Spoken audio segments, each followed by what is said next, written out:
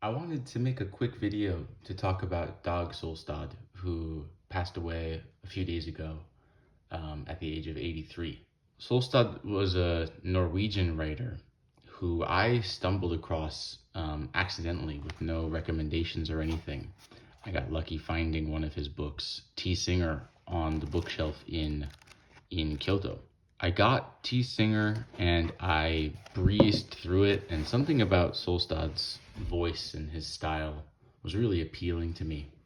So I've been keeping up with all of his books and trying to read everything he has in English translation, and it's become a really enjoyable reading experience for me. And his literary voice is something I look forward to every time every time I want to read one of his books. I'm really anxious to get started. I had been intending to talk about Solstad a couple of months ago when I read Professor Andersen's Night, but things got a little lost in the sauce during holidays and the moving and stuff like that.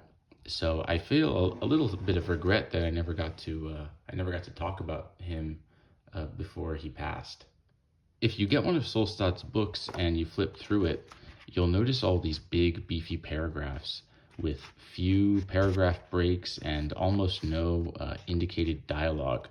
This is this style of his is reflected in most of his work. Everything of his I've read, everything that's been translated into English of his that I've read, it all has this same style. And it takes a really, really talented writer, in my opinion, to use these big paragraph styles and bring the reader along without losing anything. The style has to be almost hypnotic in a way, and I think Solstad does that so well. He really kind of hypnotizes the reader, and the result of this hypnotic act, if you will, creates something that I think is the highlight of reading a Solstad book. It's sort of a hallmark, something maybe he shares with like a Sebald, but the reading of this book really becomes sort of an act of remembrance on the part of the reader. Solstad has a very clear world that he creates.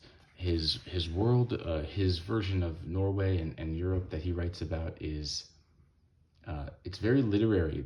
The characters partake in local theater and they discuss Ibsen and other Norwegian classics. And this high education sort of register he uses to talk about sort of um, people living in Norway and their relationships as they come together and fall apart in a really interesting way.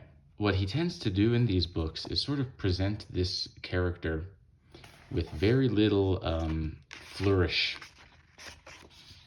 So for example, this is novel 11, book 18 by Dag Solstad. It says here, when this story begins, Bjorn Hansen has just turned 50 and is waiting for someone at the Kongsberg railway station. Very clear, very precise. There isn't a whole lot of ornamentation to the prose. And as he introduces this style, he sort of puts a character in a point of transition or a point of a sort of a significant point in their life. And throughout the novel, it's almost an act of working through this character's history, figuring out how they got to this point, and sort of using this entry as a way to initiate some kind of literary vicarious anamnesis on the part of the reader. You're sort of recalling the character, sort of recalling their personal history, and it's so natural and fluid that the reader becomes part of the narrative as well. He connects these long segments and parts of history together, but because the prose stays so flat and it stays so unornamented and precise and clear, it's almost like you're in this sort of internal biography that's happening and being shaped. So we see these characters and these different points of their lives play out, And it's really interesting how he plays with time. There are portions of these novels, entire scenes that upon first reading appear kind of insignificant. I think particularly of a section of T. Singer where there's an extended dialogue about like urban planning and building like a train system in a city. These sort of odd points of reference are used as sort of blocks that create the life of these characters. Um, and as these similar events are being recalled, he's sort of leading up to the present. And uh, these events take sort of the center stage, and the larger events, the divorces and the births, these things are sort of taken as just a matter of course, like they occur, and the significance is not portrayed in the writing. That's not to say that Solstad's characters lack any sort of emotion, or that their relationships are kind of emotionally stunted.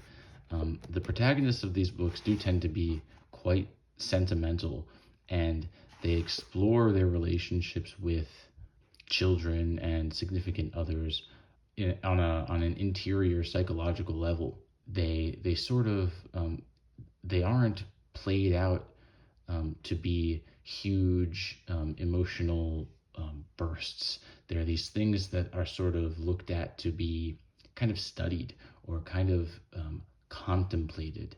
There's a lot of contemplating of the personal relationships in these books, but there isn't any literary fireworks. But it all sort of reflects a greater interiority that's at work in Solstad's books. Now, for me, when I read that the first time, I was really confused what was going on, but I knew I was enjoying it. And I think what I've come to realize is that the events are being portrayed about these characters, and the moments that Solstad lingers on, he chooses to explore more deeply. A dinner party, or a specific piece of literature. These are the memories that are strongest for whatever reason in these characters' minds. And so, without even knowing it, the way that the paragraphs flow together, he's putting you directly into this thought flow. You're sort of along the ride with the recollections of these characters. You don't really get to choose which memories to focus on. Perhaps you're more interested in the personal relationships, or you want to hear more of his thoughts about Ibsen, but you don't get to. You get to remember whatever his protagonists are remembering. Because of that, I would say some of his books are a little bit samey feeling. I mean, I read them because of the style, and I like that style, but I do get confused about which books are contain which scenes and which fragments, which relationships are explored when. But I love the writing style so much that these are books I'd like to revisit, and they're part of my like personal library forever. I really love what Solstad does. As far as I recall, I haven't checked since he passed, but I believe he only has 5 works translated into English that are readily available. There's Professor Andersen's Night, Novel 11, Book 18, T. Singer, Shyness and Dignity, and Armand V.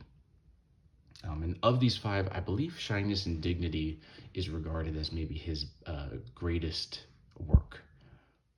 All of them, I think, besides maybe these 2, T. Singer, Armand V, you can get from New Directions, and I think Shyness and Dignity has a different publisher. I know I've seen out here in Japan the small vintage editions, which I like. Hold on. I like these small vintage edition books. They have a really good selection, and whoever edits this series has curated some good writers. You can get Shyness and Dignity in this set as well. If you'd like to read Solstad, I would recommend starting really with any of them. My first two were T. Singer and Shyness and Dignity, and those ones sold me on him and his style. Perhaps I wouldn't recommend Professor Andersen's Night. This is the one that I enjoyed the least, because there's on top of his normal style and this sort of recollecting of events and the things that I really enjoy about Solstad's book, there's a higher conceit. There's sort of a witnessed murder, and so it's kind of a whodunit.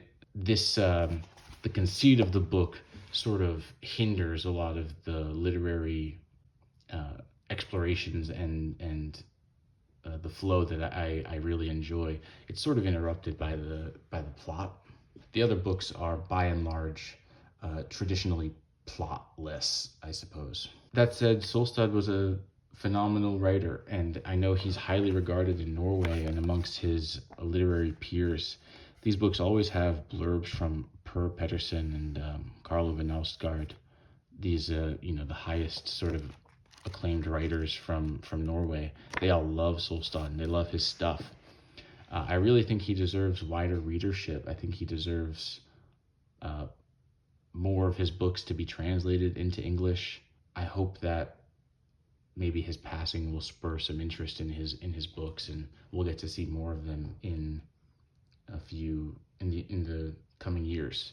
That would be a wonderful thing to see. That's all I really have to say. I hope maybe someone will see this video and decide to read Dag Solstad. I think he's a great writer. Thanks for watching.